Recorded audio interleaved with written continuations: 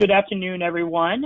We'll be getting started in just 1 minute. I want to make sure we give everybody plenty of time to get in, and then we'll get started in just a minute.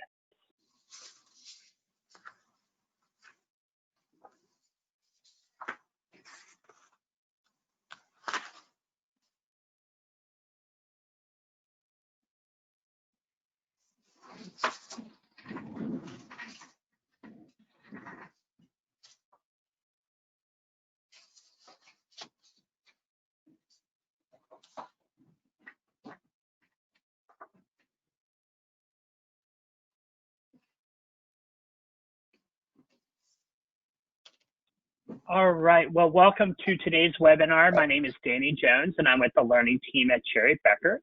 A few housekeeping items before I turn it over to our instructors today.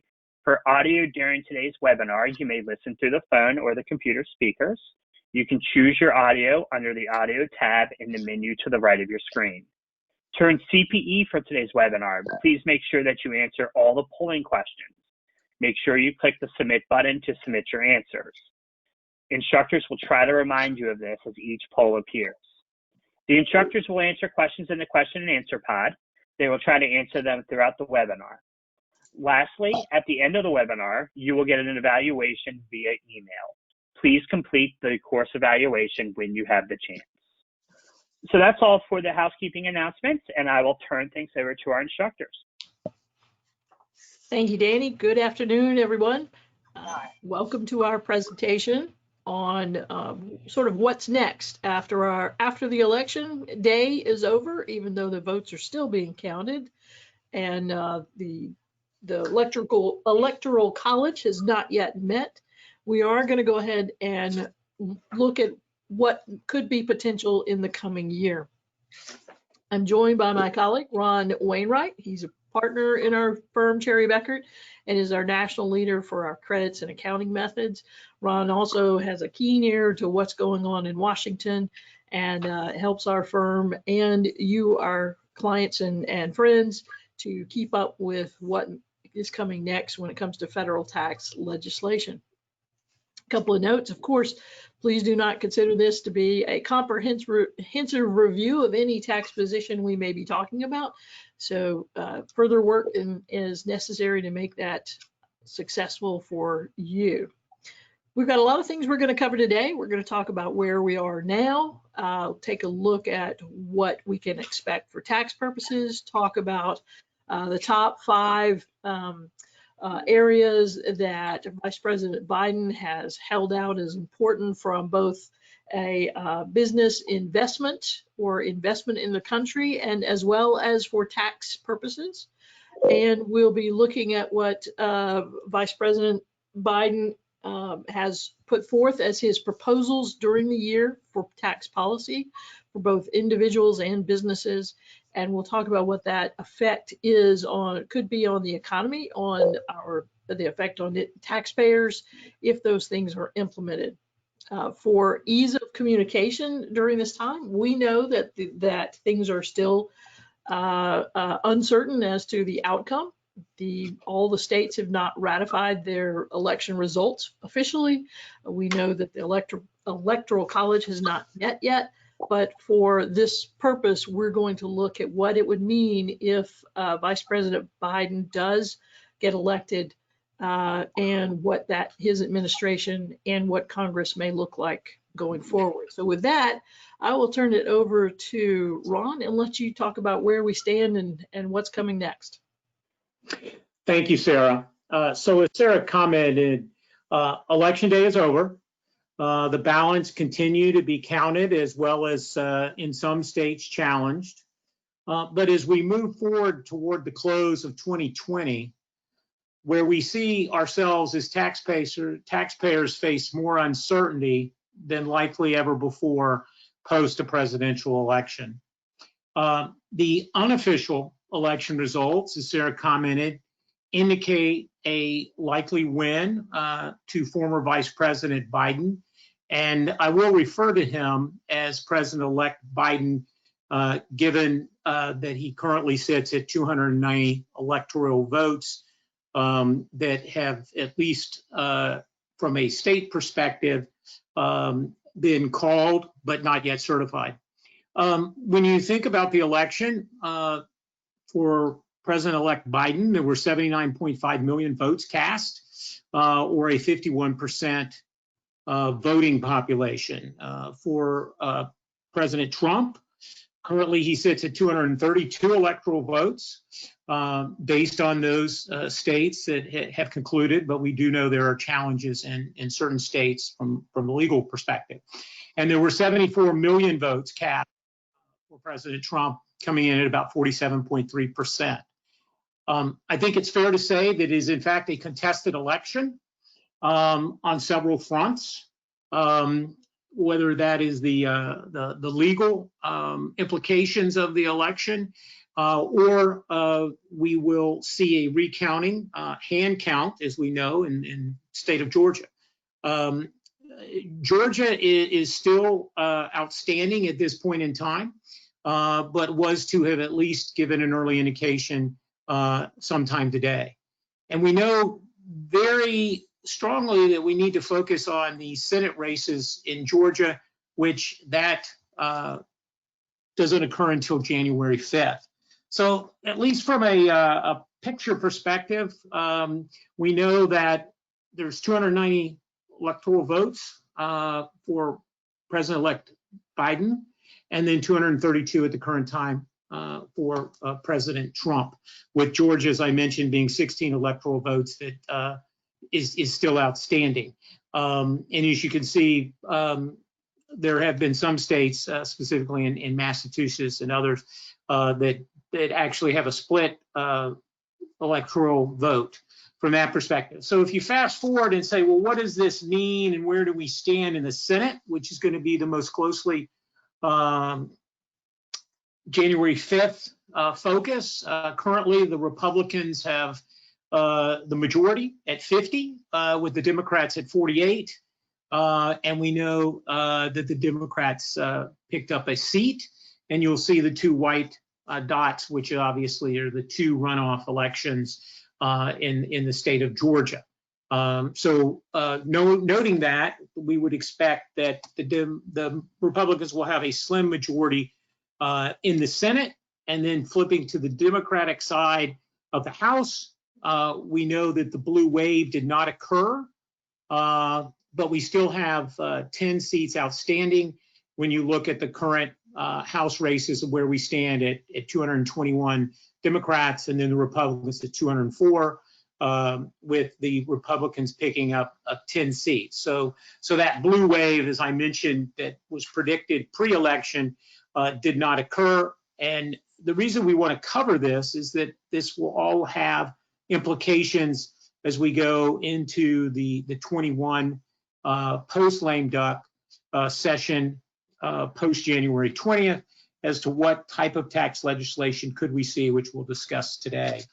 Putting our first polling question.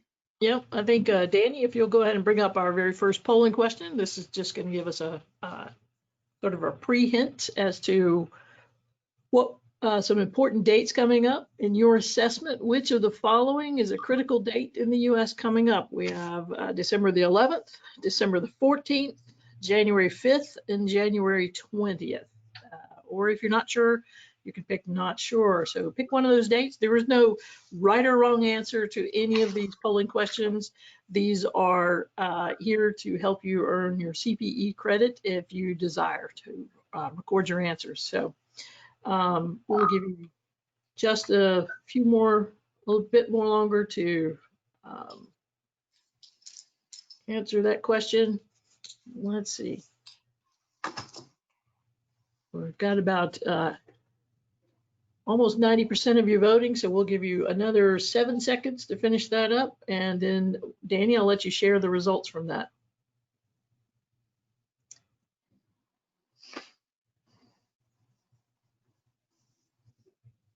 All right.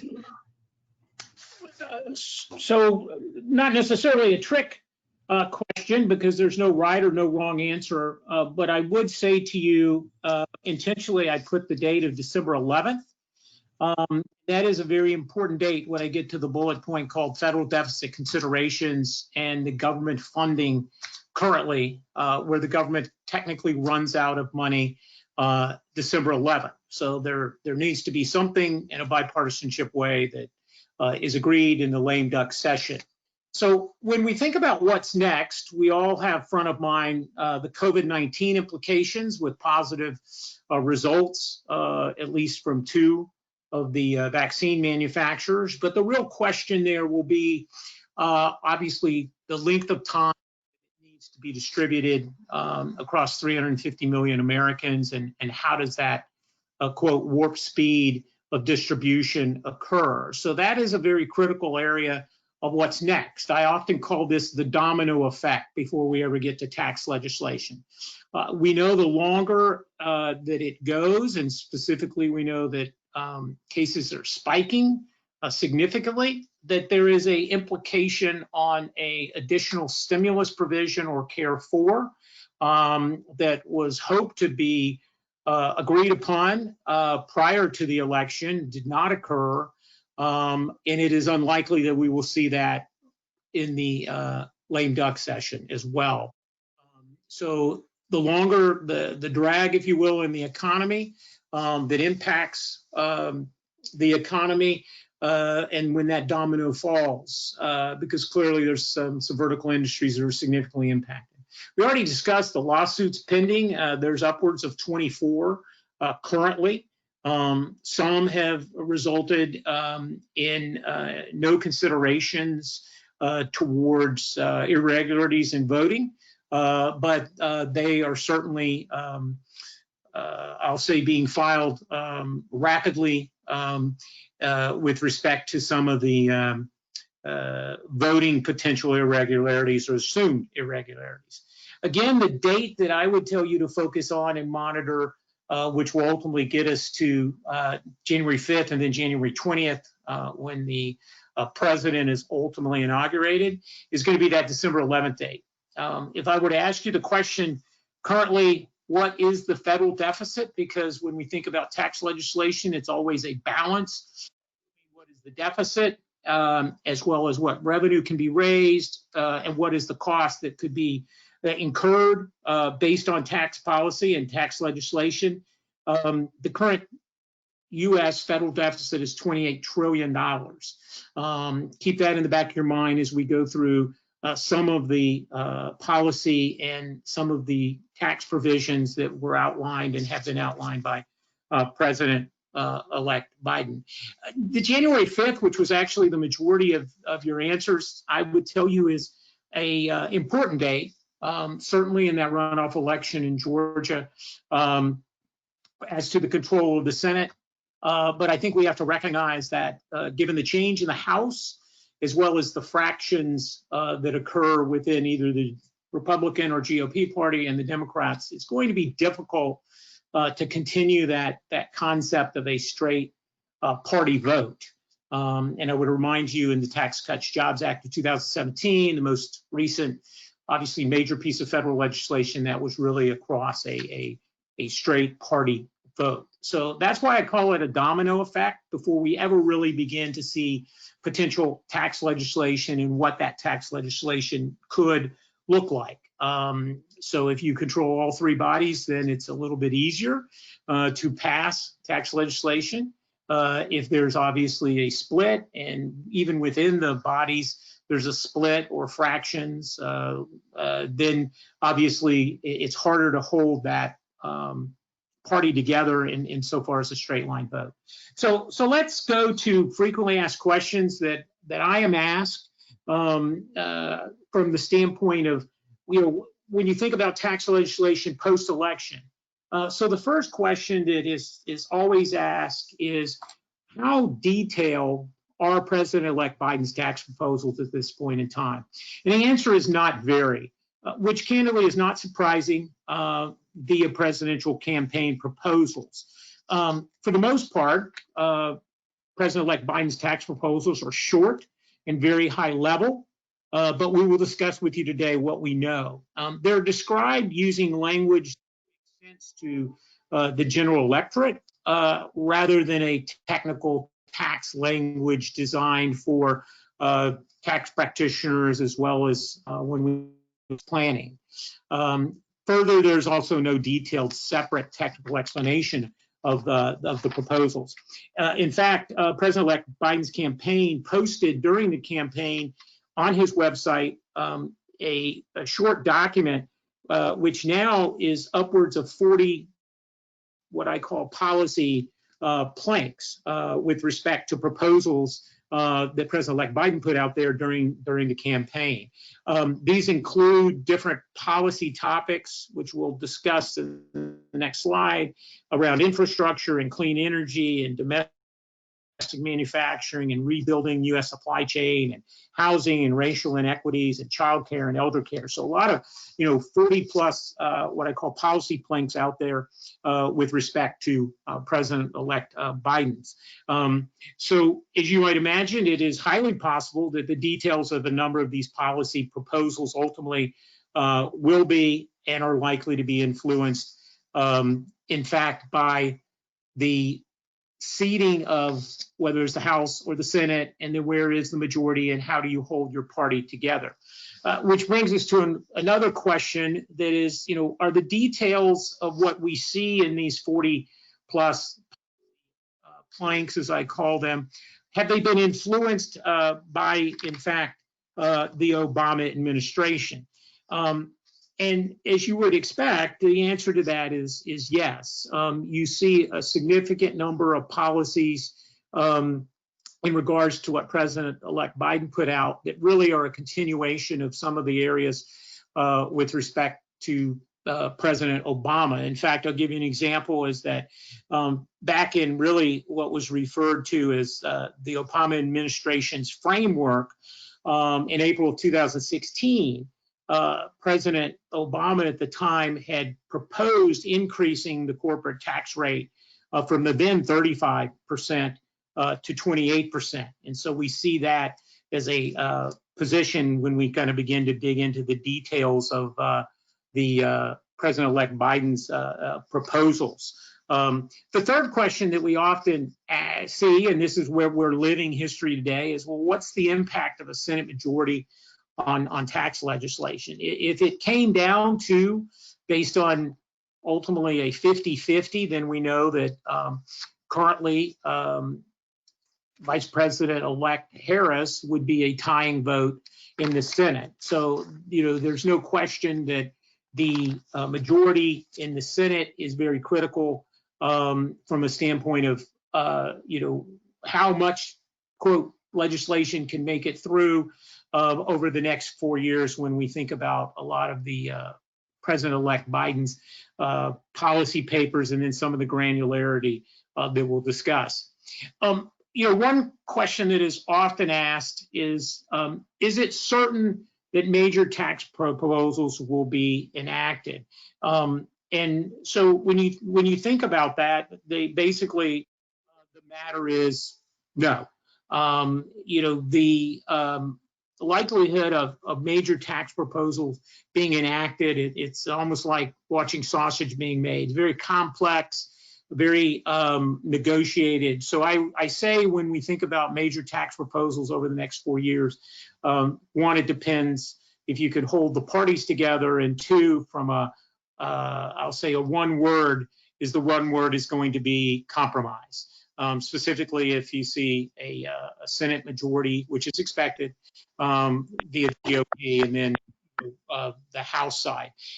Given the number of seats that were picked up by the Republicans on the House, it actually makes it more difficult for the House to create and ultimately gain momentum in potentially from a policy paper from a Democratic side. And then probably the one that's asked most is, if we in fact see legislation, will it be retroactive? And I would tell you that it's rare. There are some historical precedents for tax rate increases having been applied retroactively, but it's rare and actually unlikely. In fact, the most recent we've seen, it was underneath what was referred to as the omnibus Budget Reconciliation of 93, which was OBRA, which was enacted in August of 93, but ultimately retroactive to January 1 of 93. In fact, there's actually a legality which was weighed in by the Supreme Court, which did uphold that you could have retroactive changes to existing tax law underneath a due process clause. And what you will find is it's a common practice to kind of focus on the enactment date versus the effective date. So something to pay attention to when you think about, tax legislation and that difference of, well, what's the date of enactment versus the effective date of the potential tax legislation. But again, very unlikely that we'll see any, I'll say, major tax legislation, specifically if we stand where we are in a Republican-controlled Senate, a fraction House of Representatives, and then, of course, if President-elect Biden ultimately becomes president. But to my prior comment, one of the things that I want to cover is what are the top 5 policy focuses that we learned about in regards to President-elect Biden. And there's really 5 of what I call policy planks or pillars to pay attention to. And I'll go through these very quickly because we want to get to the granularity of what we do know. So their public investment, their housing, their Social Security, their healthcare, and their immigration. If you boiled all those 40 plus policy planks or papers down, those are really where they fall in the 5.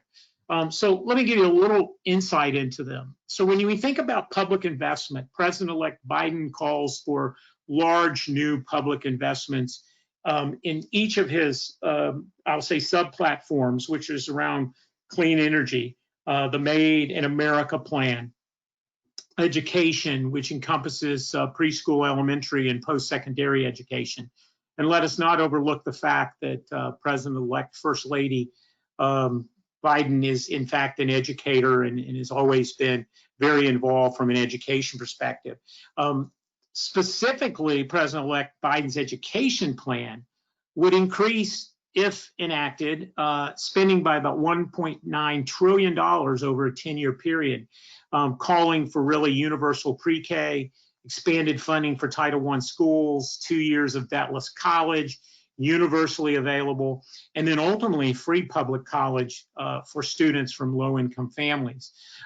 President-elect Biden's infrastructure, often referred to as kind of his R&D plan, represents about 1.6 trillion of new spending over a 10-year budget window, which is really the regular scoring of any tax legislation.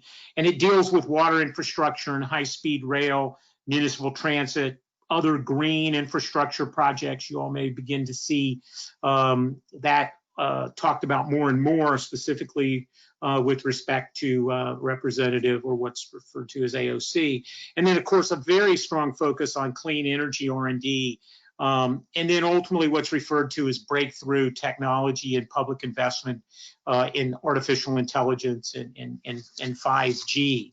When you get to his housing, President-elect Biden is at least committed, if could be enacted, about $650 billion of new housing spend over 10 years, ultimately providing some Section 8 housing to all who qualify, expanding the low-income housing tax credit significantly, creating new incentives, housing through an affordable housing fund, and then significant programs when we think about support of low-income housing.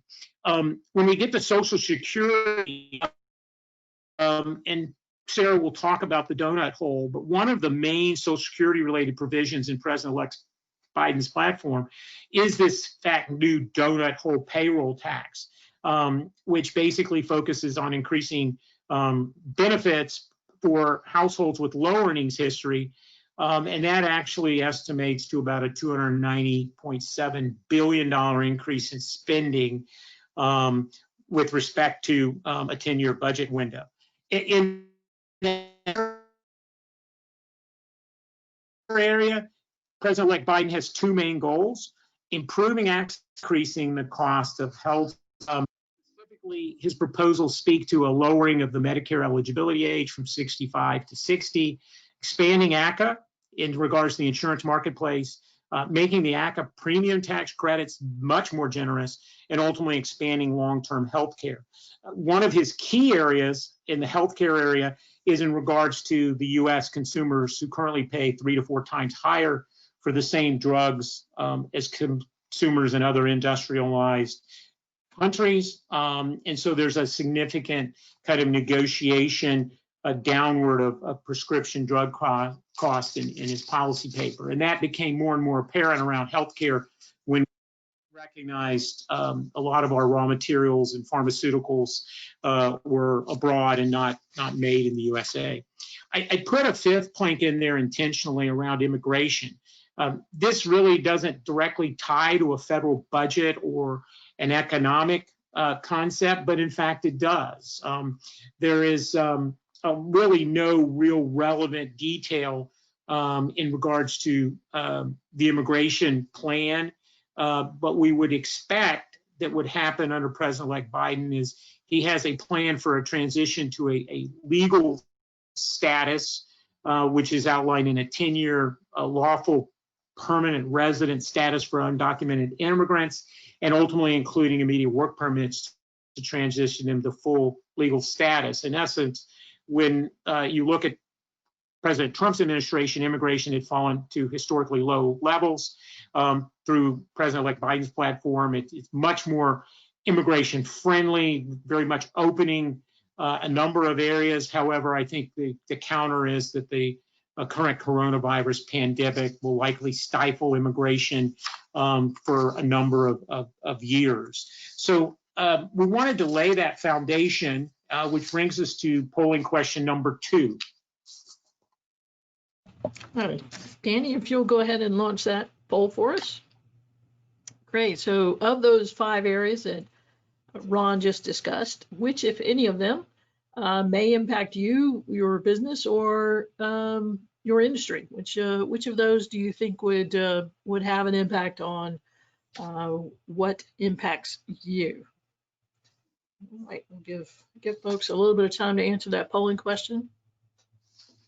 And Ron, as always, there are a lot of planks in any sort of campaign which may or may not ever come to fruition. And these are all great ideas, and some of which there could probably be some consensus on, education and some other areas. And so there may be some pay-fors, a little bit of tax impact in order to encourage green investment, or some of these infrastructure projects. There may be some revenue raised to help support that in small ways. So we may not get a major, as you mentioned, a major tax legislation, but we might get small pieces that can bring some common ground from both parties.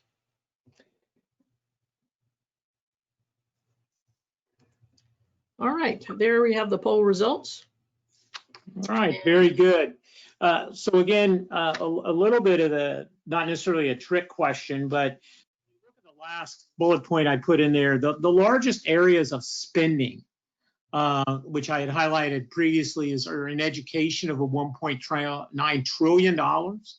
And again, the infrastructure at $1.6 trillion over 10 years. And so when you think about tax legislation, when you think about policy, which ultimately drives tax legislation, we have to really balance it against that. Where are we from a deficit perspective of 28 trillion?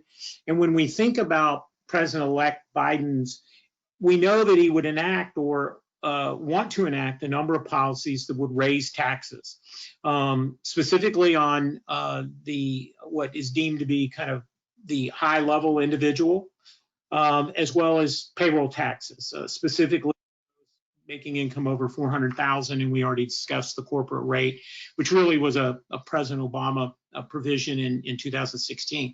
But here's the key fact to keep in mind is that if you were, which is scored, if you were to look at all of the President-elect Biden's policies and his plans, it would raise tax revenue by about $3.3 trillion. over the next decade on a 10-year conventional score basis.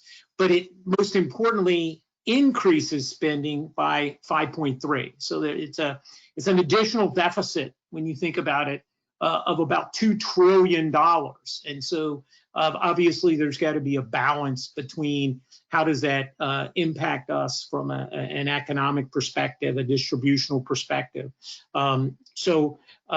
Ultimately, as the model from Wharton University tells us, it would lead to about 7% less after-tax income for that top 1% of taxpayers and about a 1.9% decline in tax and after-tax income for all taxpayers on average. This is an important item to keep in mind because this is the scoring of all of the 40+ planks. So again, total tax raise, about 3.3 trillion, and you can see corporations at 1.4 and payroll at approximately $1 trillion, and in individual income tax $1 trillion. And then you can see the total spending as I've outlined, where really probably the priority planks of policy for President-elect Biden would be in the education and in the infrastructure. So it's always about balancing what tax legislation you can pass and ultimately what the cost of that is. So let's kind of dig in a little bit in regards to the summary of the business tax changes. I would tell you in the presentation, as you'll see, I intentionally put in an appendix as well as Sarah walks through the individuals, tried to give you the overview and then also to cite you to the campaign policy paper. So we know in the business area, as I've already mentioned, there's a call to raise the current 21 to 28%. However, there's also a concept of a alternative minimum tax on book profits of 100 million or higher. In essence, it's going back to the AMT concept that was in the statute pre-Tax Cuts Jobs Act. And so obviously corporations pursuant to the revenue raise is a significant area to pay attention to, and this 15% minimum tax is something to very much pay attention to when we think about potential business tax changes. On the international front, we know of a provision called GILTI, or the Global Intangible Low Tax Income, which can be earned by foreign subsidiaries of U.S. companies. And there's a doubling of that from 10.5% to 20%. A lot of that obviously is to drive, quote, made in America, which is one of the planks in the policy. When you think about other business tax changes, this establishment of what's referred to as the manufacturing communities tax credit, which is ultimately to reduce the liability of businesses that experience workforce layoffs and really to, quote, restart manufacturing in the United States. So when you think about it expanding the new market tax credits, which is not permanent in the statute, it makes it permanent. Offers a lot of tax credits to small businesses for adopting workplace retirement savings plans, and it expands numerous renewable energy related tax credits and deductions to ultimately end the subsidies for fossil fuels, which we saw in the campaign. It further imposes a new 10% tax on corporations that offshore manufacturing. So very significant area from a manufacturing perspective to bring made in America again. And specifically, when you think about selling goods or providing services, ultimately back to the American market. And so this actually would raise the effective corporate tax rate from about 28% upwards of 30.8 or higher, depending on the modeling. And again, this establishment of Made in America, there's an advanceable 10% tax credit for activities that ultimately restore production, revitalize existing closed facilities, retool facilities, specifically with advanced manufacturing employment and expanding payroll. Big plank here in the pharmaceutical area.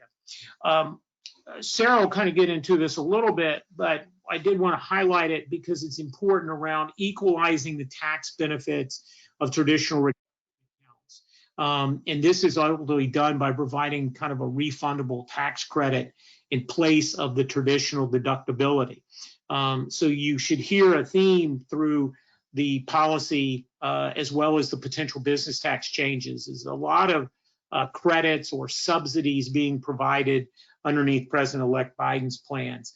I would tell you there's a plank in there that talks about eliminating very specific real estate industry tax provisions attributable to the real estate industry. And a large concern exists there as how do you do that? Do you limit further or really change the material participation rules? What does that mean?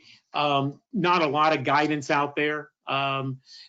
Obviously, we already talked about the credit side and really expanding the Affordable Care Act premium. This would be done on the business side to really create greater credits attributable to ACA and those premium credits. And then ultimately a renter's tax credit, which is interestingly capped at about $5 billion per year, which is aimed at holding rent and utility payments at a 30% of monthly income, and it's focused on that lower income segment of the American population, and we'll talk later about distributional impact.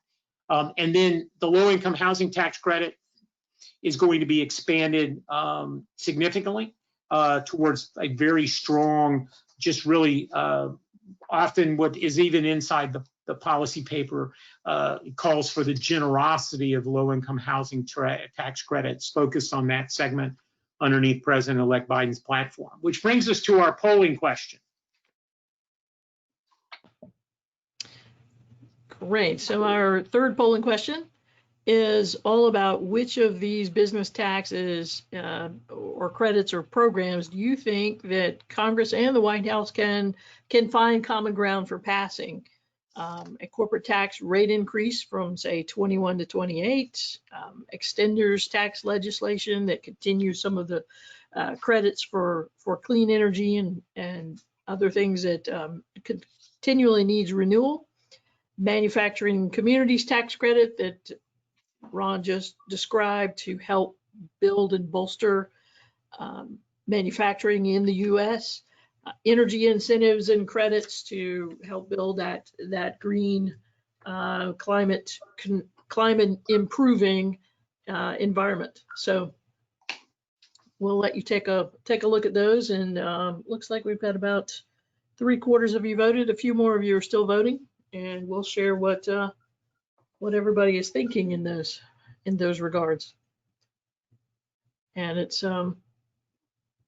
will be interesting to see. Now, there were a couple things, Ron, just to mention, the President-elect Biden or Vice President Biden has indicated he really likes the qualified opportunity zones and would like to enhance that idea and develop it further. So there are some positive things from the Tax Cuts and Jobs Act that he thinks were right, and they would like to expand further. And that did have good bipartisan support. All right, it looks like most of you think, well, it's sort of across the board as to where this might turn out. Before I hand it off to Sarah on the individual side and my colleague, what I would tell you is pay close attention because President Trump actually had signaled in his administration an increase in the corporate rate to 25%. So I do believe that's a strong area of compromise from the 21 to 25 as President Trump called for, but ultimately at 28. And pay attention to that because the revenue raise, as we already did in a prior slide, tells us that's about $1.4 trillion of revenue raise over the conventional period of 10 years. And so let me turn it over now to Sarah, and she'll take us through some of what we know on the individual and estate tax proposals. Sarah? Great. Thank you, Ron. So the first off is understanding that $400,000 of income seems to be a threshold for where tax increases may come. This is the threshold where the proposal is to reinstate the 39.6 highest tax bracket at this $400,000 level.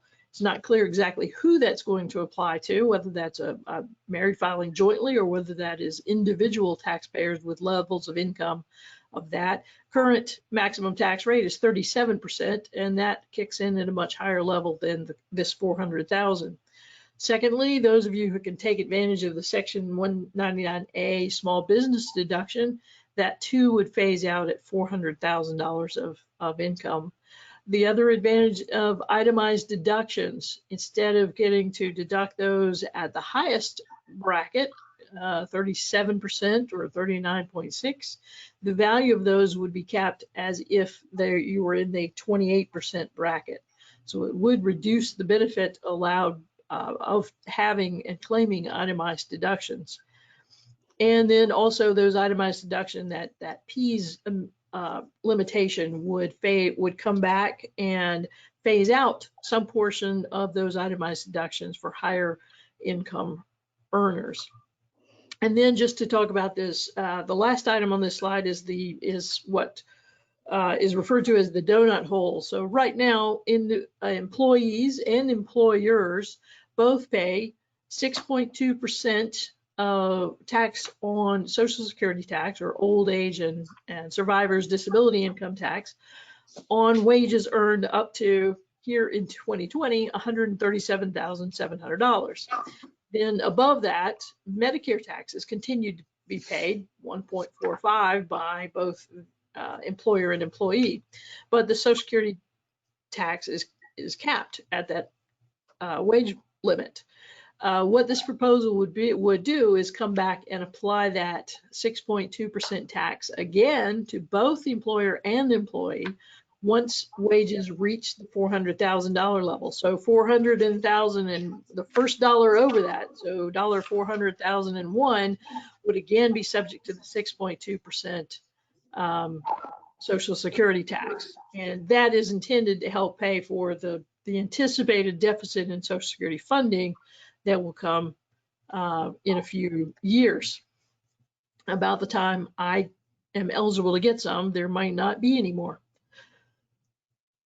He also wants to raise the capital gains tax rate. Right now it's 0 and 15 and a maximum of 20%. And for those with high income earning, those capital gains would be taxed at more ordinary income rates, up to a maximum of 39.6 if the level is raised there. Closing loopholes on super wealthy, not exactly sure what that is, but I'm sure they would look for something on there. And limit other abilities. Those high net worth individuals, earning individuals, would again be subject to further limitations. So they're really just, if taxable income is over $400,000, you can expect that under proposals, that's going to be a revenue raiser at that level. Would increase on the other end, increasing the child and dependent care tax credit up to $8,000 to help fund childcare for working families. Tax credits up to $15,000 for families to help purchase their first homes. Renter credits to help maintain so that rent and utilities stay within a manageable amount of the income for low-income individuals so they can stay in their homes longer and more capably. So things to help the bottom end of the workforce to stay employed and stay in their homes and provide stability for families. Expand the earned income tax credit for single workers or childless workers to make sure that they have funding. $5,000 tax credit for informal caregivers. These are the parents who are having to take care of their parents, the aunts and uncles who have taken in someone else's children to help raise, or the grandparents who are helping to raise children. Student loan debt, we'll see. That's a lot of debt out there to forgive and to cancel. And a couple of other areas, a few more planks again to help children and families. Then two areas to talk about for estates. The first area is the second bullet here, and that is a plan or a disposition or a desire to reduce the lifetime exemption or exclusion amount, which right now happens to be $11,580,000 per person, back to a pre-Tax Cuts and Jobs Act level of $5 million. Now that threshold is going to go back to that pre-Tax Cuts and Jobs Act level in 2026 when this expires. So this would just be a question of accelerating that transition back to a smaller lifetime exclusion amount. And the other is a proposal that came up during the Obama administration, and that is to not have a step up in basis at date of death, which is very concerning. I think that issue has estate tax planners more concerned than any other. That ability to step up assets to fair market value at date of death so that there is not a built-in tax on unrealized gains when the next generation or beneficiary of the estate receives those assets is very important to planners. A couple of areas in retirement planning really is more to make these retirement savings plans affordable, available, more incentive for employers and employees to participate in these plans, saving for that future and expansion of the ABLE accounts to provide funding for those with disability later on in life if they can do this, and a couple of other new kinds of funds to help individuals to save. So that's just a highlight of those. Ron, we've walked through the business plans and we've walked through the individual plans. Tell us what all this means and how this all might work out. Thank you, Sarah. So when you think about the next 4 years and we think about major tax legislation, or we think about what areas of compromise can be created, you always look to 3 areas when you think about tax legislation. You think about, well, what's the revenue effect of the tax legislation? What's the distributional effect, as it's referred to, in regards to redistributing the burden of tax? And then ultimately, what's the economic effect, GDP, as well as job growth? And so that's where it's very important to kind of pay attention to some of the, I'll say, policy positions, as well as some of the granularity that we have. So when we think about the potential revenue effect, we shared earlier that underneath President-elect Biden's plan, it's about a tax revenue raise of about $3.3 trillion between really 2022 and really 2030.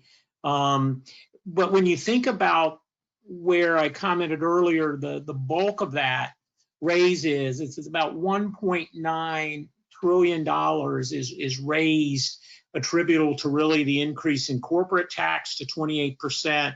And then when you factor in this $100 million book income, 15% corporate minimum tax, and other GILTI provisions, you really see that the potential revenue effect of the revenue raise, 46% is ultimately going to fall onto corporations, which we know, whether it's a pass-through or whether it's a corporation, it is likely that additional burden would be passed on to the end consumer. Sarah talked about the impact on the higher taxes towards this group of 400,000 or more. You're doing away with, for example, the 199 Cap A, additional deduction, and a number of areas. But focus on the fact that increase in capital gains, and including the higher tax rates on the ordinary income, would raise about another $1 trillion. And then, of course, that payroll tax increase, even with the donut hole considerations, is about $820 billion. So, pay close attention on the revenue side, because you can raise revenue, but then when you talk about where you're going to spend those dollars, you ultimately get a real balancing act occurring. So when you think about the distributional effect, really what you see is President-elect Biden's tax plan would really make the Internal Revenue Code as we know it a more progressive tax system, but clearly that 1% is going to bear, as well as corporations, a significant higher tax cost attributable to, quote, that progressive position. We have a progressive tax system now, so of course, then it's just a question of how it ultimately gets distributed. And I mentioned to you what ultimately would happen when you think about taxpayers in that top 1% would see their after-tax income, be reduced, and ultimately, a significantly higher tax. There's some modeling out there that could take that 39.6 and some of the phase out underneath the peace provisions and itemized deductions. And when you think about the additional payroll tax, you're talking upwards of 50 to 52% at a very high level. So that's something to pay attention to in regards to the distributional effect. Generally, it's felt or believed that households across all income spectrums would face an increased tax burden, and certainly an increased tax burden on labor from those higher corporate income taxes as well. Ultimately, keep in mind that when you think about that top 1%, there's several of the individual income tax revisions at that 37% top marginal tax rate, which we currently have, which expire. So something to pay attention to as well when you think about the distributional effect of some of these tax legislation items. The ultimate economic effect is really shown in this slide over the score. And this is where it's just important to pay attention and what can and can't get through the quote congressional bodies. But if you were to score the planks, and this comes from the Tax Foundation Fiscal Fact in October, you actually see a drop in the GDP of our country, as well as you would see full-time equivalent jobs actually reduced over that 10-year spectrum. So obviously, as Congress, in your civic lessons, you recognize how tax law becomes or how tax legislation ultimately becomes law. These are some of the levers that have to be balanced depending upon the majority in the House, but again, a shrinking majority and a very thin, I'll say, majority on the Senate side. So this last slide really kind of gives you a feel for, again, the potential economic effect in total when you think about applying the Social Security payroll taxes and the capital gains, and then restoring a gift in state taxes prior to 2009, and then of course limiting those itemized deductions at a flat 28%, and then obviously an ultimate phase out there. I think if you were to look over the horizon, the word is compromise. We will see tax legislation. I don't think we'll see anything in the near term. Most practitioners believe is the earliest we could see some movement, whether that's extender legislation or any type of a compromise in corporate rate, would likely be towards the end of 2021, prospective to January 1 of 22. But then, of course, that also is focused on that domino of what does it look like from the standpoint of a vaccine and the distribution of the vaccine. What does that look like when we think about Care 4, which is clearly needed based on vertical industries, airline, hospitality, retail, restaurants that are suffering significantly. So a lot of variables to be considered when you think about tax legislation or the prospective tax legislation look post-election. But we hope we've kind of given you some indication of what to think about, what to consider, what to pay attention to. And that brings us to polling question number 4. Right, so the fourth of our 4 polling questions, when we talk about the impact of proposed and discussed potential I won't even say proposed, potential legislation for tax changes. Which of these would you like Congress and White House to consider? Which do you think is of most importance? The revenue effect, how much revenue can be raised, and the sources, the distributional effect, how does that affect different taxpayers across the economy, what kind of impact, and then the economic effect, what does that have to do with how much our economy may grow and or shrink depending upon the effect of these of any sort of proposed tax legislation. Who pays, or how much can be raised, who pays it, or the ultimate impact of that tax legislation. Great, I'll let you guys have just another moment and then we'll sort of wrap up with a few concluding remarks on what does that mean for today as we sit right here in late November. Okay.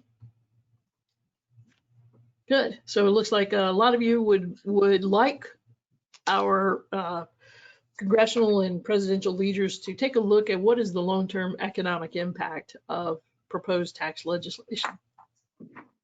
All right. So what does all this mean if President-elect or Vice President Biden becomes president on January 20th of 2021 and things go his way? He's able to institute some increased taxes, broaden the income tax base in order for more to be subject to income tax in 2021. What should we think about right now? Well, if you're of that mindset that this is very likely to happen in 2021, and we have no crystal balls to say whether it will or will not, then you would want to think about accelerating income into this year, into 2020, and paying tax now at rates that you are certain of. And then you would want to work on deferring out deductions into 2021 when you anticipate the tax rates might be higher. And then the other area is to take full benefit of that $11,580,000 lifetime exclusion amount. Right now, if your estate is such that you can make gifts or transfer in trusts assets to the next generation or to charity or otherwise, to make sure that you can at least move that much out of your estate without being subject to estate tax later on. And there's certainly things you can do to accelerate income into 2020. If you run a business, start additional projects, chase down collections, make sure all your billing is accelerated and taken care of before the end of the year. In many ways, generate more work. Go do more work that you were planning to start and put off until January. Get it done this year. Deferring deductions. One of those areas is fixed assets. We had a question about whether you could, whether bonus depreciation in Section 179 may be impacted. There's certainly things that can be used to raise revenue. There are also incentives for when you're trying to build infrastructure to have businesses spend, or in manufacturing to spend on new equipment purchases and upgrades and improve facilities. Bonus depreciation is an excellent way to incentivize businesses to do that. But you could postpone those items purchases until next year and claim those bonus depreciation in 2021. So there are planning tools that you could go forward with if you are concerned about potential for increasing tax rates in 2021. Personally, I don't like to pay more tax than I have to right now, and I'll figure out a way to not pay much tax again next year. But in this way. All right, so we are now to the end. If you have any questions at all, please reach out to Ron or myself. We appreciate your comments and feedback on our presentation today. And as you know, if you pull down a copy of the handout from the Handouts pod, then you will find all of the business proposals that Ron talked about in the back here. It was many, many pages, and so we wanted to put those at the back and make those available for you. So again, we thank you for your attendance today, and look forward to talking with you again.